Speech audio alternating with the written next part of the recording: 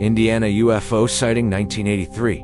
February 27th, 1983. Indiana, UFO close encounters. The White House called J. Allen Hynek a few weeks ago to tell him about 3 space creatures in Indiana, hovering a few feet off the ground. It seems a Michigan City man and his 2 sons were out walking one evening when they came upon 3 aliens with large heads and carp-like eyes, bearing a remarkable resemblance to the E.T. family. Realizing they had been discovered, the extraterrestrial trio promptly grabbed onto a glowing rod knot, unlike some cosmic 9-iron, and zipped into the clouds, presumably toward a waiting spaceship. Not knowing whom else to call, the bewildered father phoned the White House to report his close encounter. The White House, checking the National Index under Unidentified Flying Objects, called Hynek. Dr. Joseph Allen Hynek, noted astronomer, Northwestern University professor emeritus, and once a household name as the nation's leading UFO guru. You don't hear much about him these days. A decade after he founded the Center for UFO Studies in Evanston after a wave of UFO sightings in the southwestern United States. Star Wars, Close Encounters of the Third Kind, E.T., even video games and satellite TV, they've all conspired to bump UFOs out of the realm of the mysterious, the unknown, the romantic. But for Hynek, who actually coined the term close encounter and served as scientific advisor to director Steven Spielberg for the blockbuster movie, the mystery never has faded. Maybe these UFOs are telling us something, Hynek philosophizes, ever-present pipe clenched between his teeth. Maybe we can't solve the mystery now. Maybe we'll have to wait for a few more centuries of science to develop. But we've got to keep the embers of interest burning. At 72, Hynek still works tirelessly to collect, analyze, and catalog the 80 reports of UFO sightings that come into his master-bedroom-turned-UFO-nerve-center each month. In fact, he's the only scientist studying UFOs in the country today, the Air Force having lost official interest years ago. But hard times have hit the UFO business. 2 years ago, high rents forced Hynek to close his Evanston office and move a spaceship's worth of documents into his 2-story Evanston home. Last year he was forced to disconnect a toll-free UFO hotline, but at least the White House still has his home number on file.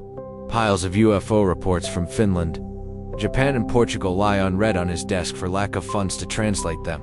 What Hynek needs more than ever right now is money. An annual budget of $40,000 collected from the UFO Center's 2,000 die-hard members around the world won't buy much credibility in today's scientific world. Scientists will say to me, "Where's your hard evidence?" I say if we had the hard cash, it would not be difficult to get the hard evidence.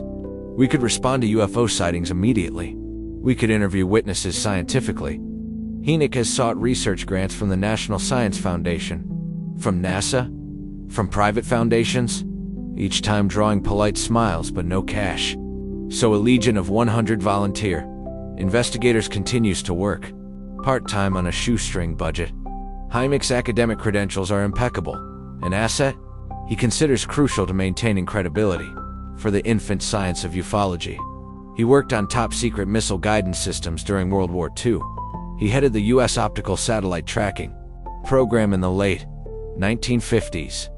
Most important, he was asked by the Air Force in 1948 to sort through a growing number of post-war UFO sightings. I'd go through the Air Force reports and I enjoyed knocking down the stories.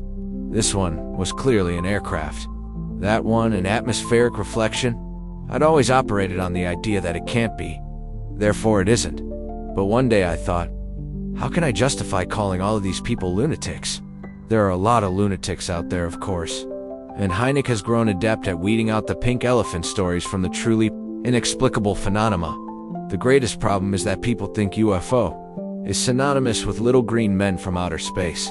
Hynek says, in fact, only 5% of the 70,000 reports in our files are close encounters of the third kind. Actual encounters with alien beings? Hynek smiles at the recent Indiana report, conceding it may well have had its origins in an overly fertile imagination, fed by a trip to the local movie theater. But other sightings, like the one in northwest suburban Palatine, aren't so easy to discount. Early on the morning of November 27, 1982, 3 Palatine police officers in separate cars saw a strange, high-intensity light that appeared to be flying low in the sky. Low-flying lights are not particularly unusual in a suburb, lying on the flight path to O'Hare Airport, but the officers checked with air traffic controllers at both O'Hare and the Glenview Naval Air Station, all of whom assured them there were no aircraft of any type in the area. They followed the hovering light for a full 12 minutes, before it disappeared behind the tree line of the Buss Woods Forest Preserve. Enigmatic stories like that, virtually in his own backyard, are what drive this astronomer, who has never seen a UFO himself, to press on with his work.